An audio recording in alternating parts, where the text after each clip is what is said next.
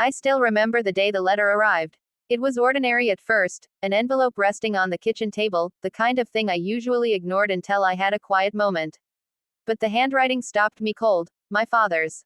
I unfolded the paper with trembling hands, expecting perhaps a note, a request, or something mundane. What I found instead was like a knife to the heart. Cost of raising an unwanted child, $177,000, it read. My father's handwriting looped neatly across the top of the page, followed by a breakdown of every expense he claimed he had endured while raising me. Food, clothes, education, emotional support, even the cost of time and attention, was itemized in cold, precise numbers. I sank into the chair, the letter trembling in my hands.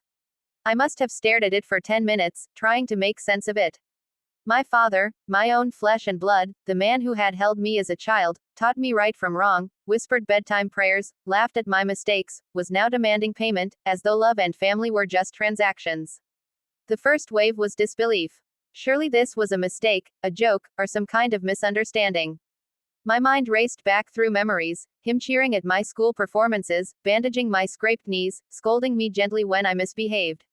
How could any of that be reduced to numbers on a paper, labeled, unwanted? The words stung, but worse was the implication, that I had somehow been a burden, that my life, my very existence, was a debt to him. Then came anger, hot and sharp.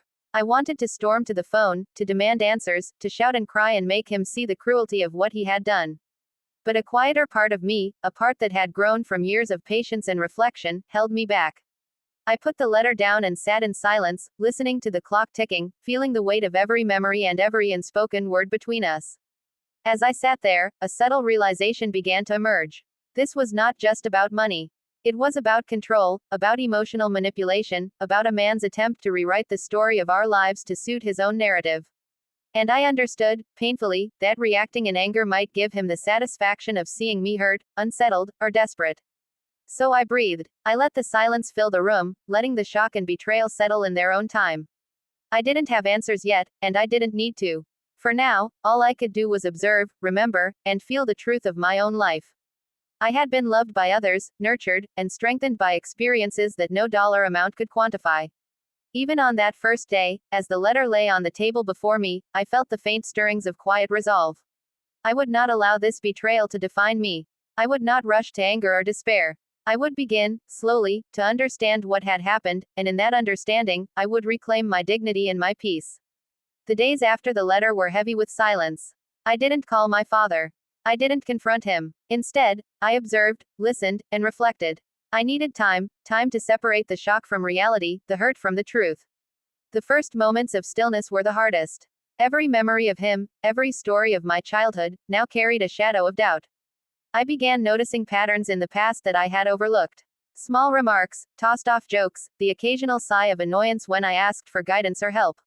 I had always brushed them aside, attributing them to the stress of life or his blunt way of showing affection. Now, each memory whispered a different story, a story I hadn't fully seen before.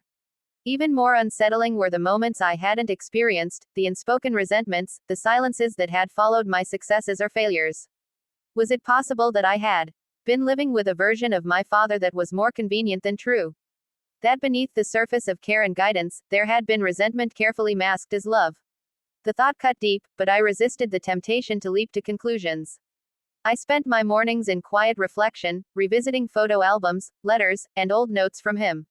I reread birthday cards and school certificates, trying to see his handwriting not as affection, but as a lens into his true feelings. Some things were genuine, his pride in my achievements, the gentle way he had tucked me in at night, but other gestures now seemed calculated, as though part of him had always been measuring, tallying, or keeping account. Yet, despite the hurt, I held on to something vital, the knowledge that I had lived my life with kindness, patience, and integrity. No paper bill could erase the years of love, laughter, and growth that had shaped me.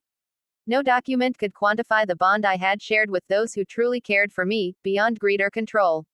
I also began to notice subtle shifts in my own behavior. I spoke less, observed more. I learned to listen not only to words but to silences, to pauses, to the emotions that were hinted at but never fully expressed. I realized that truth often emerges quietly, not in confrontations or heated arguments, but in patterns, inconsistency, or the lack thereof. And so, I moved carefully, like someone walking through a house at night, tiptoeing over fragile memories while keeping an eye on the shadows. I didn't have answers yet. I didn't need them immediately. For now, the act of observing, of quietly piecing together the reality of my father's motives and my own experiences, was enough. Even amid the pain, a quiet strength began to form within me. I could feel it in the calm way I approached each memory, each revelation.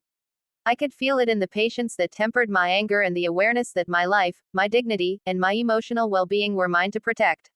I didn't yet know what the resolution would look like, but I sensed that it would be thoughtful, quiet, and entirely under my control. The day I fully understood the depth of my father's betrayal, I felt as though the ground had shifted beneath me. It wasn't a sudden revelation, no dramatic confrontation or shouting match, but a slow, quiet unveiling of truths I had sensed for weeks.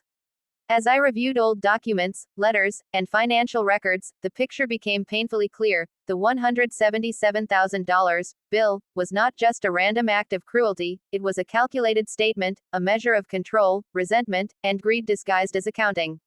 Sitting at my kitchen table, the envelope still before me, I realized something even more profound. This was never about money. My father could have written anything, sent anything, but he chose to reduce my life, my childhood, my existence, to numbers on a sheet. That cold calculation, that emotionless tally of love and care, revealed far more about him than it did about me. The pain was sharp, but it was also strange. It was tinged with clarity, a kind of painful insight into human nature. I remembered every moment that now seemed double-edged, the smiles that had felt warm but sometimes carried impatience, the advice that was kind but occasionally tinged with criticism, the way he sometimes measured my words and deeds with quiet judgment. It was all there, if I had chosen to see it. I allowed myself to grieve, not in outbursts, not in anger, but in quiet reflection. I grieved the father I thought I had, the bond I had believed unbreakable, and the trust that had been eroded by calculation and hidden motives. I also grieved for the part of myself that had unquestioningly believed in him, that had held hope even when hints of manipulation flickered in the background. Yet, in that grief, another feeling began to emerge: strength. I realized that I had lived decades with patience, resilience, and integrity. No amount of betrayal could erase the life I had built, the choices I had made, or the love I had shared with others who valued me for who I am, not for what I cost to raise. I also saw the irony in his attempt to measure my worth through dollars and cents. What he could not calculate, what he could not control, was my ability to endure, to reflect, and to rise above. I began to understand that the best response was not confrontation, not retaliation, but quiet intelligence and careful, deliberate action. Observing, documenting, and planning became my way of reclaiming dignity without sacrificing calm. By the end of the day, I felt the first flicker of clarity. The betrayal was real, yes. The wound was deep. But I also understood something more powerful. I did not need his approval, his validation, or his recognition to feel whole. My life, my worth, and my peace were mine to protect. And slowly, almost imperceptibly, I began to sense the beginnings of resolution, not in anger, not in revenge, but in calm strength and measured understanding. I knew, even then, that the final chapter would not be one of humiliation or payback. It would be one of quiet justice, dignity, and self-respect, the kind of strength that comes from knowing your own worth, regardless of how others try to define it. The weeks after fully realizing my father's betrayal were quiet, almost sacred in their stillness.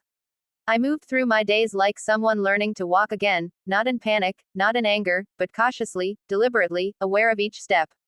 The $177,000 bill had tried to wound me, to shake my sense of worth, but I refused to let it define me. Instead, I focused on myself, my mind, my memories, and the life I had built over decades. I began by reclaiming control in the smallest ways. I organized my finances, set boundaries with relatives who had previously enabled my father's behavior, and documented everything carefully. Every transaction, every past letter, every remark he had made over the years became a piece of evidence, not for confrontation, but for understanding. Knowledge, I realized, was more powerful than anger. Clarity was more satisfying than revenge. Emotionally, I allowed myself to feel the pain fully. I sat in my favorite chair by the window, watching sunlight spill across the garden, and let the grief wash over me. I remembered the joy of childhood, the warmth of small victories, the laughter and love I had shared with others who valued me without question. Tears came, but they were not tears of helplessness, they were tears of release, a cleansing of the shock, hurt, and betrayal that had lodged itself in my chest. Slowly, a quiet strength emerged. I realized that the best way to respond to cruelty was not with aggression, but with dignity. My father's attempt to measure my worth in dollars had failed spectacularly, because he could not touch what truly mattered: my self respect, my integrity, and the peace I carried in my heart. I nurtured that peace deliberately, like tending a small flame against a cold wind, and felt it grow stronger each day. I also discovered the joy of boundaries. I no longer felt obligated to justify myself, explain my worth, or prove my existence to anyone who could not see it. I learned that some people are incapable of gratitude, love, or honesty, and that their failure is theirs, not mine. By accepting this, I freed myself from anger and resentment. I was no longer trapped in the need for validation, I was whole on my own. Over time, the letter that had once shattered me became a symbol, not of pain, but of transformation. It reminded me of the value of patience, observation, and calm reflection. It reminded me that even the deepest betrayal cannot strip away the dignity of a life lived thoughtfully and with integrity. I felt lighter, wiser, and more centered than I had in decades. Now, I move through the world with quiet confidence. I laugh freely, nurture my relationships with care, and pursue passions I had neglected. I look back on the past not with bitterness, but with understanding. My father's choices were his own, and I will not carry them as a burden. I have chosen peace, wisdom, and self-respect, and in that choice, I have found true emotional justice. The life lesson I carry is simple: boundaries protect the heart, dignity is non-negotiable, and true strength is quiet. It does not need to humiliate, confront, or shout. Strength is knowing your worth, honoring it, and living fully, no matter what others try to measure, tally, or demand. And in that quiet strength, I have found freedom, peace, and the satisfaction of a life reclaimed.